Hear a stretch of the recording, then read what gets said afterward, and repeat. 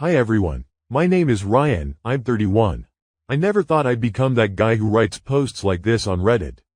We live in an age where infidelity stories have become memes, something commonplace.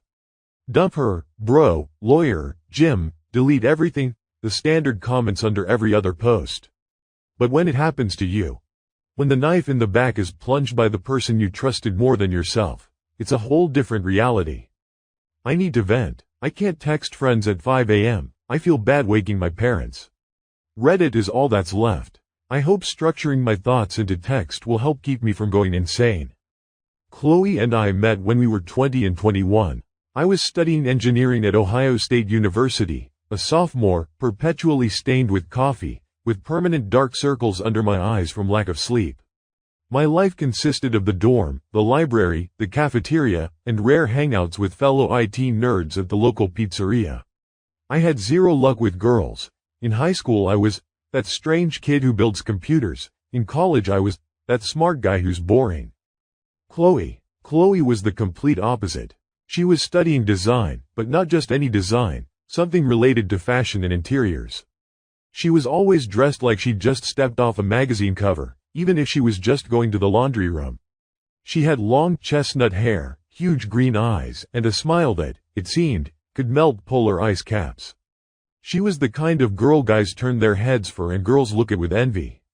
I was the one who wore stretched out sweaters and thick-rimmed glasses. We met by accident, literally. I was leaving the library, loaded down with books on structural mechanics, and she was running to class in the pouring rain, shielding herself with a folder. We collided in the doorway. Books, notebooks, laptop, everything flew into a puddle. I started apologizing, stuttering, gathering this mess of wet paper and mud. And she laughed. Not meanly, not mockingly, but genuinely, brightly. She said, "Well, now you have an official reason to invite me for coffee, to make amends for murdering my art history essay." I thought it was a joke, that she was making fun of me. But she looked at me with those green eyes, and there was no mockery in them. We went to that same crappy pizzeria that had instant coffee. We sat there for 4 hours. Talked about everything. Music, movies, my stupid circuit diagrams, and her love of antiques. I fell in love that very second. Completely, unconditionally, puppy-dog style. Then came 3 years of dating. We went through everything. Her jealousy over a female classmate, completely unfounded, my stupid pride when I couldn't afford an expensive gift for her birthday, fights over trivial things, and crazy make-ups. After college, we lived for 2 years in a tiny studio in Columbus where the kitchen merged with the bed and you couldn't turn around in the bathroom. But we were happy. I remember lying on that sagging couch, eating cheap ramen and making plans. Talking about a house with a big window, 2 kids, a boy and a girl, a golden retriever. She'd say, "Ryan, I believe in you. You're going to be great. And I'll be waiting for you at home with dinner."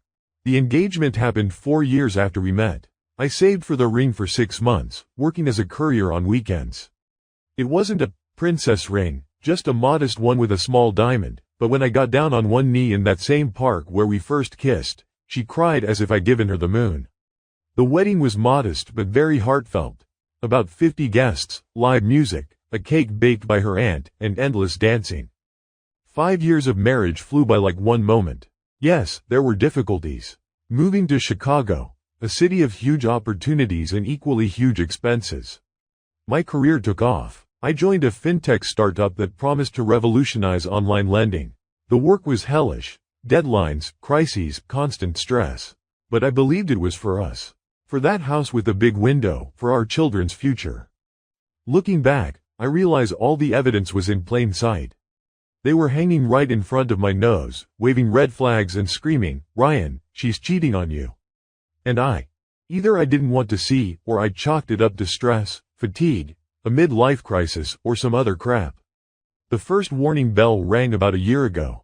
Chloe, who had always been a homebody, preferring yoga videos and drawing sketches on her tablet, suddenly became obsessed with tennis.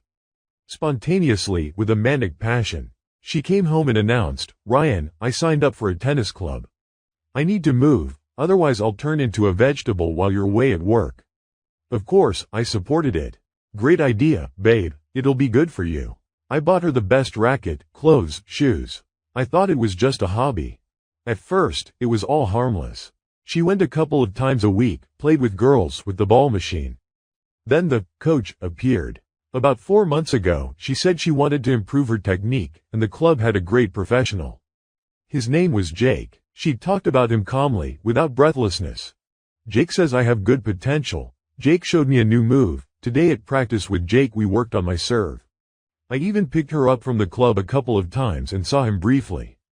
Tall, fit, tanned, blonde, straight off a Men's Health magazine cover. A typical pretty boy. I thought, well, for tennis, you probably need to be in good shape. A pro, what can you expect? But then the strange things started. Small, insignificant, but if you add them up, they form a horrifying picture. The phone. She used to be relaxed about her phone.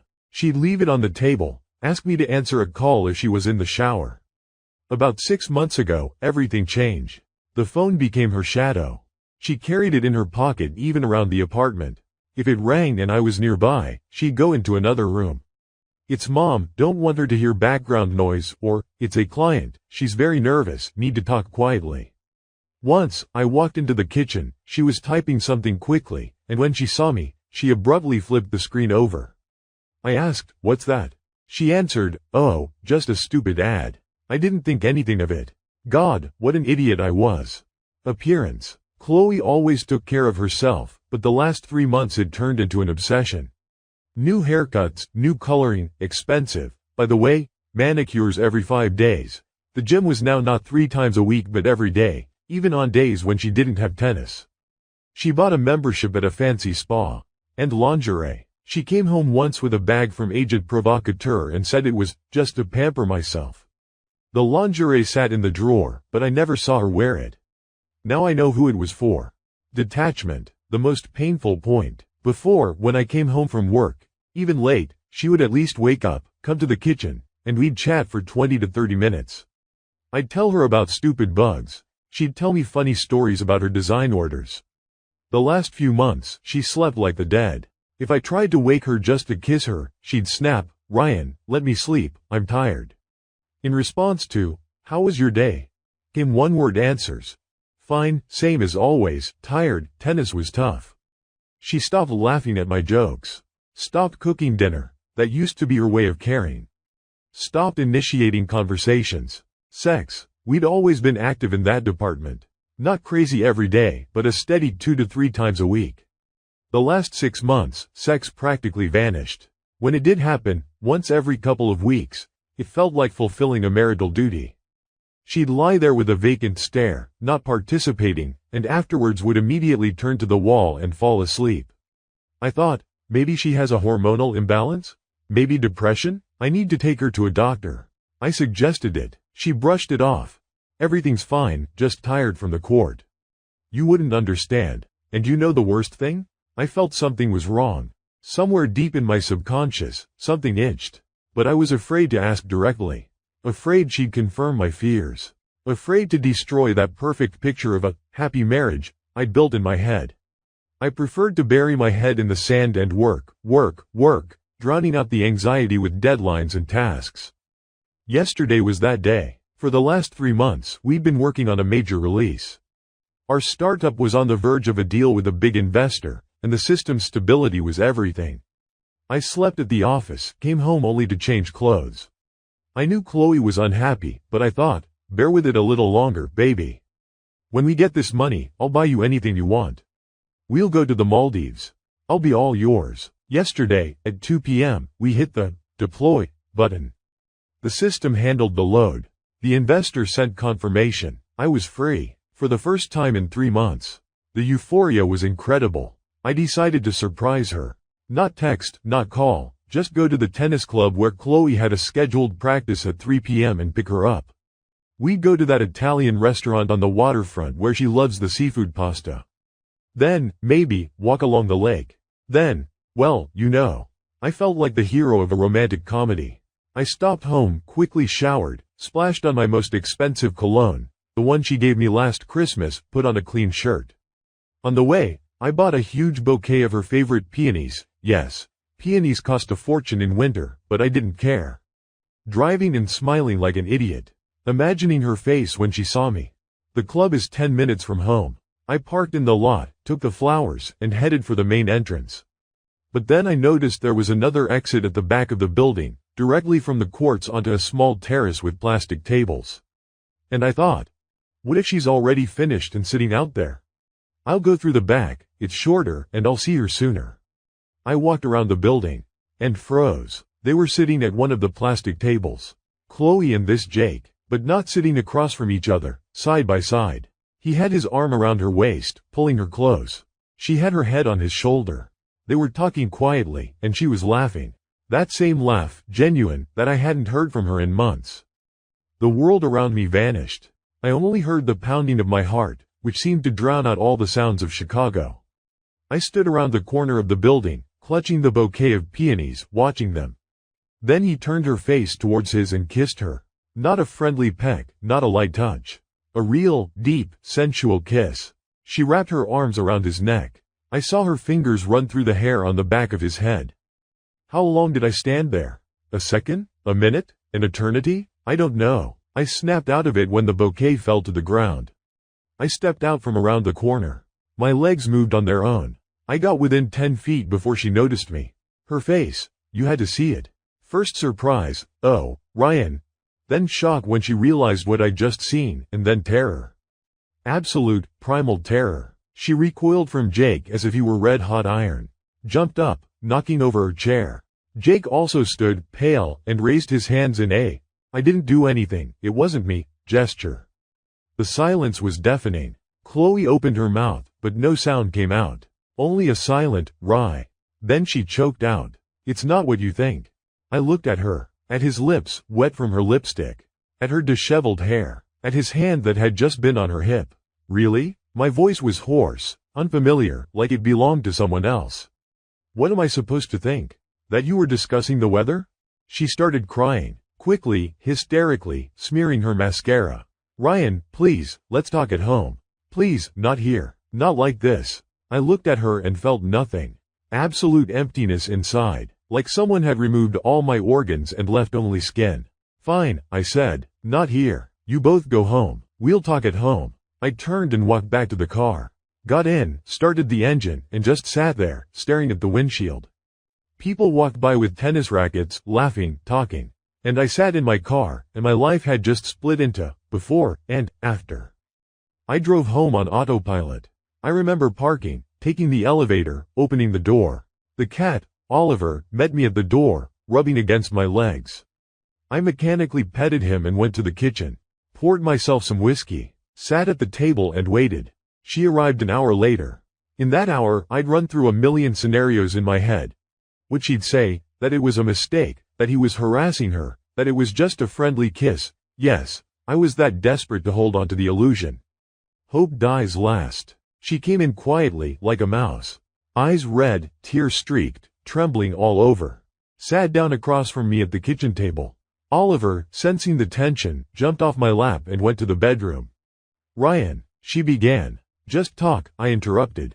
No preludes. Tell me the truth. And she told me, the truth that tore me to pieces. It started about 6 months ago. She went to a practice. Jake was especially attentive, complimented her, suggested coffee after the session. She agreed. At first, just chatted. Then he started messaging her on Instagram, then WhatsApp. First just about tennis, then about life, then he started flirting. She said she resisted, told him she was married. But he was persistent, and she felt lonely. I was always away at work. I wasn't there for her. But he was. He listened. He admired her. He told her how beautiful, talented, amazing she was. The first time happened a month after they started talking. In his car after practice. Then it snowballed. 2 or 3 times a week. At his apartment, in the car, at a motel on the edge of town. And once when I was on a business trip in Austin 3 months ago, he stayed over at our place. In our bed, where we slept, made love, made plans. I listened to this, and a cold fury was building inside me. Not the hot kind that makes you smash dishes and scream, but a cold, viscous rage that squeezed my insides into a tight knot. How many times? I asked. My voice was level, frighteningly calm. I didn't count. Approximately. A lot. I don't know. I stopped counting after the second month. Do you love him? This was the scariest question. I feared the answer more than anything. She shook her head violently. No, Ryan, I love only you. It was just a physical need. You were so distant, so busy. I craved attention, touch.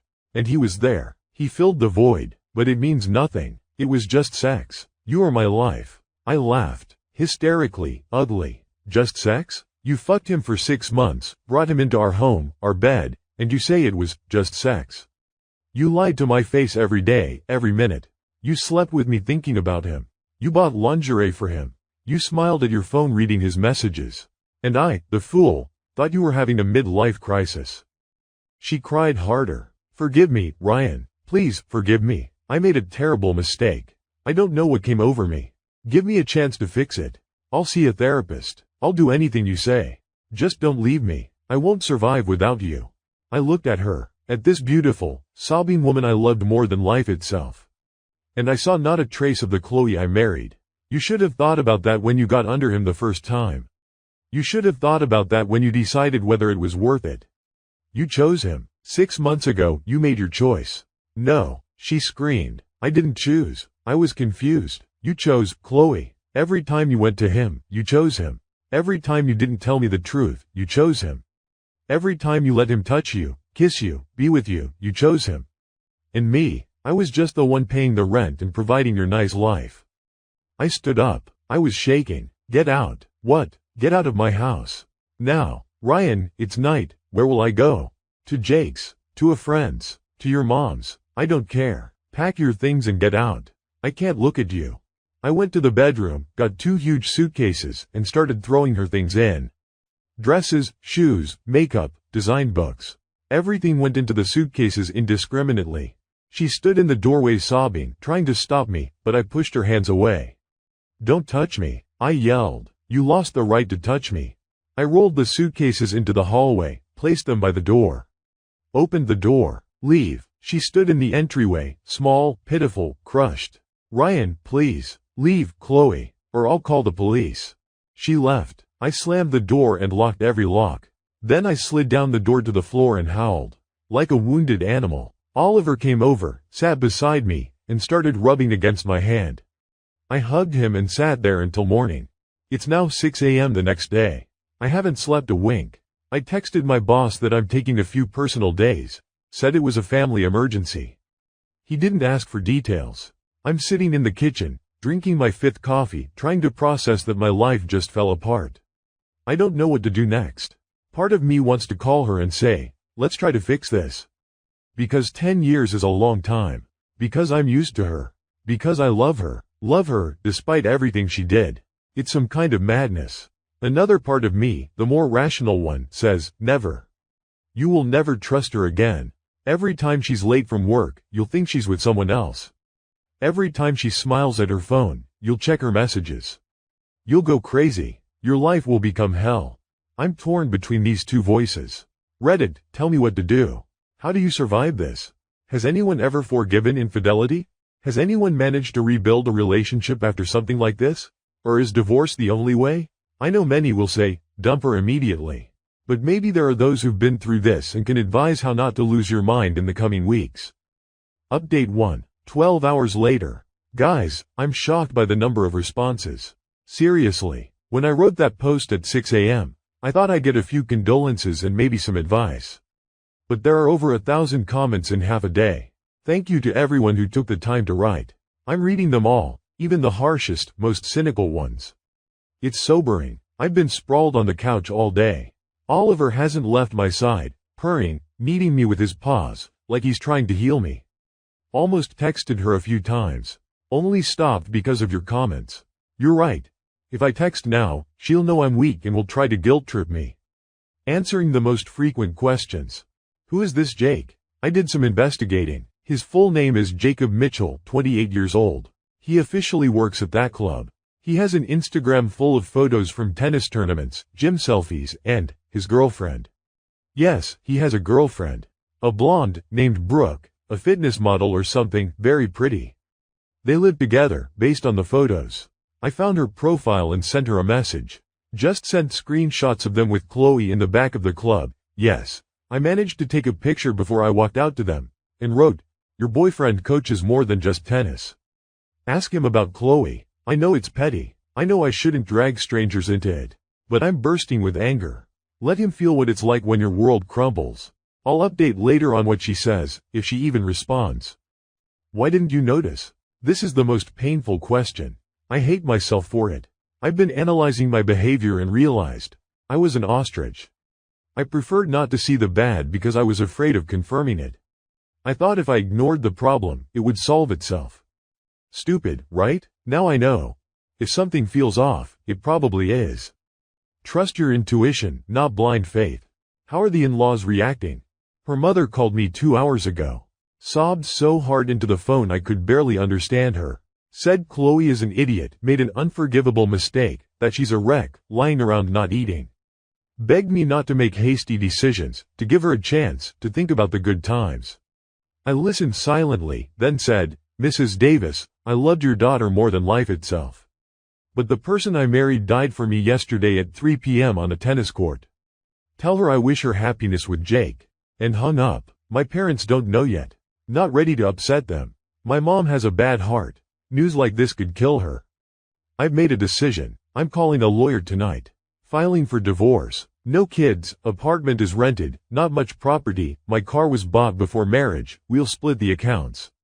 I think the process won't be long. But inside, it feels like I'm walking on the ocean floor. Heavy, dark, can't breathe. How did you cope with this feeling? Give me advice on how to numb the pain in the first few weeks. Update 2. 3 days later. Hi everyone. Quick update on what's happened these past few days. I saw a lawyer. The process has started. The lawyer, Mr. Goldman, 60, a Jew with vast divorce experience, said my case is a gift from heaven. No kids, rental, my salary supporting us, and most importantly, evidence. I have 1. Photo of them kissing. 2. SMS exchange with her mother where she essentially admits her daughter's guilt. I saved it.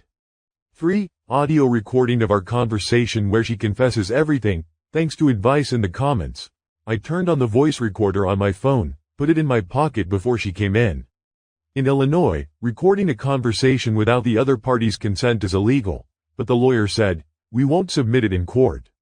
We'll use it as leverage in negotiations.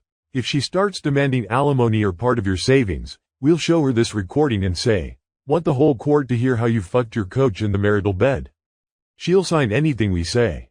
Chloe picked up her stuff on Saturday when I wasn't there. I went to my parents, lied that I wanted to spend the weekend with them, and asked my friend Dave to come oversee the process, to make sure she didn't damage anything or steal anything.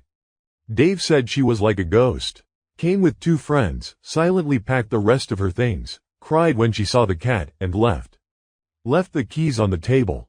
And a letter. Long, 5 pages, handwritten in beautiful script. I burned that letter in the backyard this morning, unread.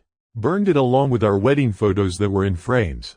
Watched the fire consume our smiles, our happy past.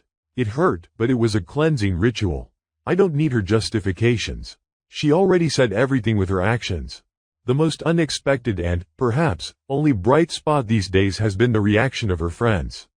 Sarah and Megan, her childhood best friends, the ones we vacationed with and celebrated birthdays with as couples, both wrote to me. Sarah was brief. "Ryan, I just heard from Chloe. I'm so sorry. You deserve better. If Chloe is capable of this, I don't know who she even is anymore. I'm done with her. Don't write to her again, she's dead to me." Megan sent a long message. "Ryan, I'm in shock. Chloe has been bending my ear about how busy and cold you are, how distant you've become, how lonely she feels. But I never imagined it would lead to this. It's not an excuse. It's no reason to cheat. Tom, her husband, and I are on your side. If you want to drink, to talk about anything but this crap, or just sit in silence, come over. We love you. It's a shitty situation, but knowing there are people who kept their sanity and don't blame the victim is very warming." Update 3. 2 weeks later. 2 weeks have passed. Life is slowly settling into a new routine. Sounds corny, but I'm really learning to live again. Work. I've thrown myself into it headfirst. It's the best medicine for thoughts. The boss, learning about the situation, I had to tell the truth because my work was inconsistent, gave me carte blanche. Full remote, flexible hours, No emergencies without my consent. Said, Ryan, you built this company. Now your job is to rebuild yourself. Everything else can wait. Appreciate it. Daily life. I removed everything from the apartment that reminded me of her. Sold the furniture we picked out together on Craigslist. Bought new stuff, different, masculine. Dark tones, leather, metal. Repainted the bedroom, hired workers, couldn't do it myself. Cat Oliver is ecstatic about the new boxes. He tears around the apartment like crazy, and it's the only thing that makes me smile. News about Jake. His girlfriend, Brooke, did respond. First, she sent an angry message. How dare you send me such nonsense? Jake isn't like that. Don't write to me again, asshole. I replied, okay, sorry to bother you. Just thought you had the right to know. And forgot about it. Then yesterday, she sent a new message. A long one. Turns out she did her own investigation. Got into his phone while he was sleeping. Found the chat history with Chloe, an archive he hadn't bothered to delete. And not just with Chloe. There were 2 other girls from the club, a former client, and some waitress from the coffee shop near the club. She kicked him out of their apartment that same day. Sued him for half the mortgage they'd been paying together. Said I saved her from a year of life with a psychopathic narcissist who uses women as disposable objects. We've been texting now. Strange friendship, right? 2 people betrayed by 2 lovers. She's cool, smart, works in marketing. Says she'd like to meet for coffee sometime, to celebrate our liberation from these toxic people. I'll probably agree. Why not? New connections are good. News about Chloe. Word filters through mutual acquaintances. She moved in with her mom in the suburb of Naperville. Trying to restart her design career but apparently unsuccessfully. Her Instagram, which she ran as a portfolio, is empty. She deleted all our joint photos, put a black square as her profile picture. Megan said she called her in hysterics, begging for forgiveness, but Megan was firm. Sarah blocked her everywhere. Seems she's completely alone now. You know, a couple of nights ago I dreamed we reconciled. I woke up in a cold sweat, eyes wet. And then came the rage. I hope that one day the rage will pass and indifference will come. They say it's the best revenge. Therapist. I started seeing a therapist. Once a week. Dr. Patel, an older woman with wise eyes. She helped me understand that my guilt in this situation is minimal. Yes, I was busy, but I was working for the family. Chloe is an adult responsible for her own decisions. She could have talked to me, asked for help, left. But she chose lies and betrayal. That was her choice, not mine. Update 4. 1.5 months later. This morning I received the documents in the mail. The divorce is officially finalized. I'm free. Strange feeling. I thought I'd be jumping for joy, throw a party. But inside, there's just emptiness and silence. Like a very long and difficult chapter has ended. The chapter titled, Chloe. Brooke, Jake's ex, and I did meet. Had coffee, then wine, then more coffee. Talked for about 4 hours. Turns out we have a lot in common. She also felt guilty for not seeing the red flags. We laughed about how blind we were. Then she suggested we go see a movie together. Just as friends. I agreed. It was nice. Just spending time with a smart, attractive person, without pressure, without the thought, will she cheat on me? Just friendship. Maybe something will grow from it, maybe not. I'm not rushing. I need time to heal. Chloe texted me last night. A long message on Messenger. The last attempt. Here it is. From memory, I deleted it, but remember. Ryan, I know I have no right to text you. I know I caused you unbearable pain. I'm not asking for forgiveness because words mean nothing. I just want you to know. I wake up and fall asleep every day thinking about what I destroyed. I destroyed the only real, pure, good thing in my life. You were my home, my safety, my love. And I betrayed it all for a few months of stupid, empty affair that meant nothing. I was blind, stupid, selfish. I hate myself for it. I don't hope for forgiveness. I just want you to be happy. You deserve happiness more than anyone. Goodbye, Ryan. I will love you always. I read it. My heart clenched for a second. The girl from the pizzeria, with wet hair and a bright laugh, flashed before my eyes. And then I hit delete chat. Without answering, because there are no answers. Forgiveness? No, Chloe. Forgiveness must be earned with decades of loyalty, with actions, not pretty words in a messenger. And love. The love we had burned up on that tennis court. May you have a new life. Without me, my new life. Cat Oliver is doing great. We moved to a new apartment. Smaller, but with big windows and a view of Lake Michigan. He loves sitting on the windowsill watching the seagulls. We're bachelors now, and we're doing fine. Work. My startup finally turned a sustainable profit. Yesterday the board of directors officially confirmed me as CTO with a stake in the company. I built the future I was building for Chloe and me.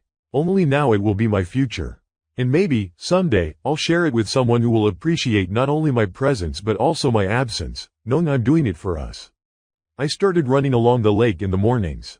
Got a gym membership. Reading books I'd put off for ages. Meeting friends. Living. The pain isn't completely gone. Sometimes it hits, especially at night, but it's no longer sharp like a knife, just a dull ache. And with each day, it gets quieter. To everyone who wrote words of support, gave advice, shared their own stories, and were just there virtually these weeks, a huge human thank you. You helped a stranger on the internet not fall into the abyss. You helped me believe that life goes on. I don't know if I'll update this post again. Probably not. This story is over. A new one is beginning.